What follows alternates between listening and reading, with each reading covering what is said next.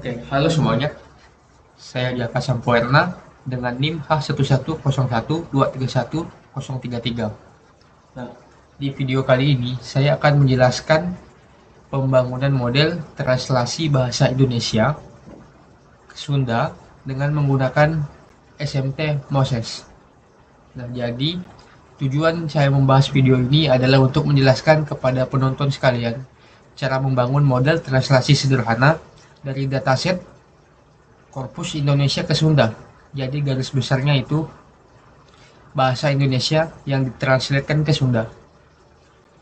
Nah, langsung saja kita ke bagian metodenya. Nah, jadi dalam konteks penelitian ini, metode yang digunakan adalah metode eksperimen berbasis statistical machine translation atau SMT. Nah, dengan memanfaatkan Moses sebagai sistem penerjemahan dan juga KNLM untuk membangun language model. Eksperimen ini saya jalankan pada terminal WSL agar semua tools berbasis Linux dapat dijalankan tanpa menggunakan sistem OS Linux yang terpisah. Nah, untuk desain penelitian bersifat kuantitatif eksperimen dengan langkah besarnya sebagai berikut. Persiapan lingkungan WSL dan instalasi Moses serta KNLM. Pre-processing dataset paralel bahasa Indonesia Sunda yang kemudian dilakukan pembersihan, lowercase, dan juga tokenisasi. Lanjut, pembagian dataset menjadi training set dan testing set secara acak dan paralel. Yang keempat, training language model Trigram menggunakan KNLM. Yang kelima, training Postgres Moses translation model menggunakan training set dan language model. Language modelnya seperti yang dijelaskan adalah KNLM. Nah, kemudian kita lakukan evaluasi model. Untuk model seperti SMT, evaluasi yang digunakan yang paling sering itu adalah BLEU. Jadi ini mengukur matriks kemiripan kata yang diterjemahkan dengan kata sumbernya. Nah, kemudian yang ketujuh, uji interaktif dengan mengetik kalimat bahasa Indonesia untuk memperoleh terjemahan bahasa Sunda secara langsung.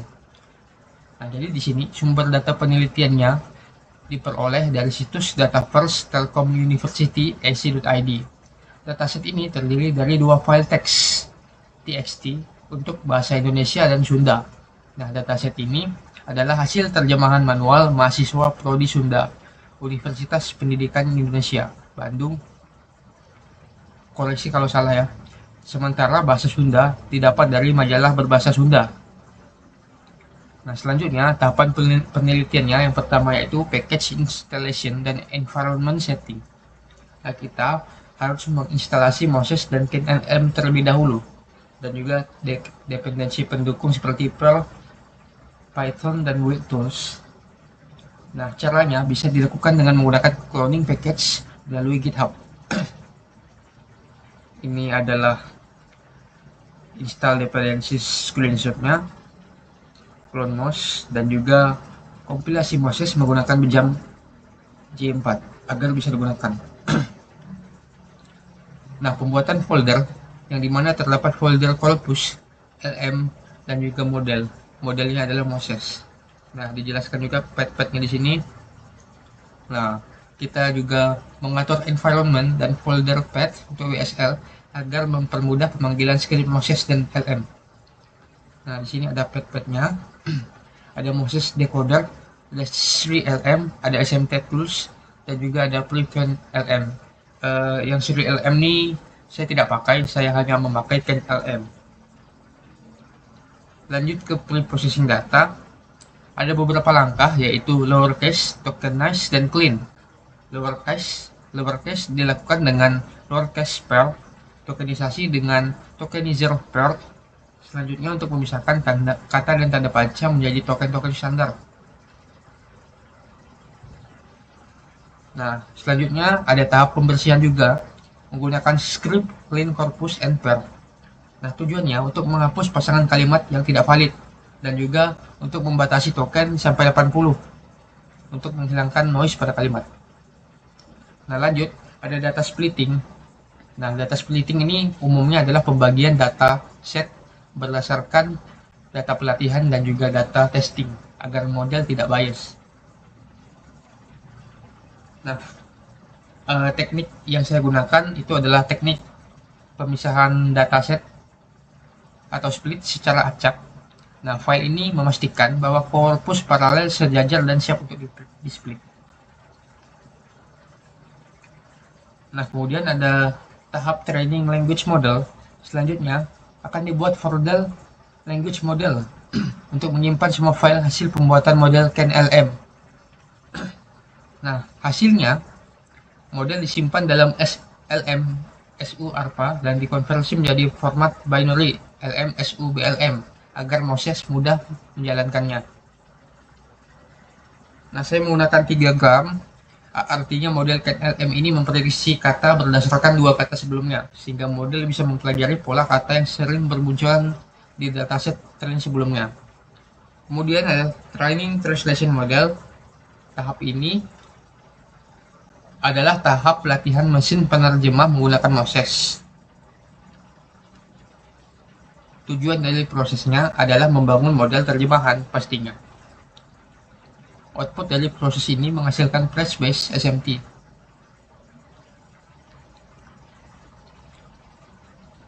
Ini adalah script training, screenshotnya.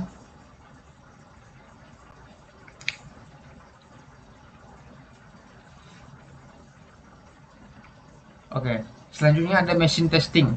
Nah, mesin testing ini adalah tahap pengujian mesin menggunakan data uji yang sudah dibagi sebelumnya. Data uji berupa data berbahasa Indonesia. Nah, Moses kemudian akan mentranslasikan data uji tersebut ke dalam bahasa Indonesia dengan konfigurasi. Hasilnya disimpan sebagai out.txt. Ini adalah proses translasi menggunakan konfigurasi Moses.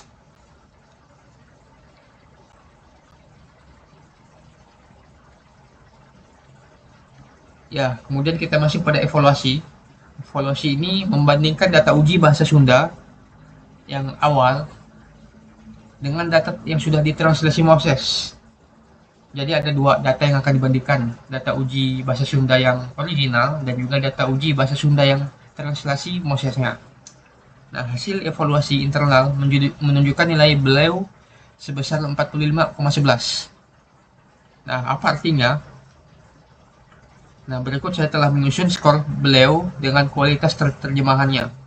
Tadi, dengan menggunakan SMT, dia mendapatkan skor 45,11. Nah, berarti kualitas terjemahannya sangat bagus, terjemahan berkualitas tinggi. Kemudian, saya juga membandingkannya dengan NMT berdasarkan penelitian sebelumnya. Nah, ini gambar NMT menggunakan dataset bahasa Daya Iban. Nah, karena saya menggunakan dataset yang sejenis dengan ini, saya mendapatkan skor beliaunya tidak terlalu representatif. Nah, jadinya saya menggunakan dataset bahasa Daya Iban yang terhitung masih representatif. Dengan rata-rata beliau skor 0,03 meskipun masih kecil. Nah, pendekatan translasi NMT menunjukkan rata-rata beliau skor 0,0385 karena adanya keterbatasan dataset. Setahu saya, NMT itu membutuhkan minimal 10.000 baris kata korpus agar modelnya bisa optimal. Nah, kesimpulan, statistical machine translation dengan Moses mencapai skor beliau 45,11 menggunakan 3.616 pasangan kalimat. Sementara NMT hanya mencapai akurasi validasi 8,74 dengan 998 pasangan kalimat. Sekian dan terima kasih.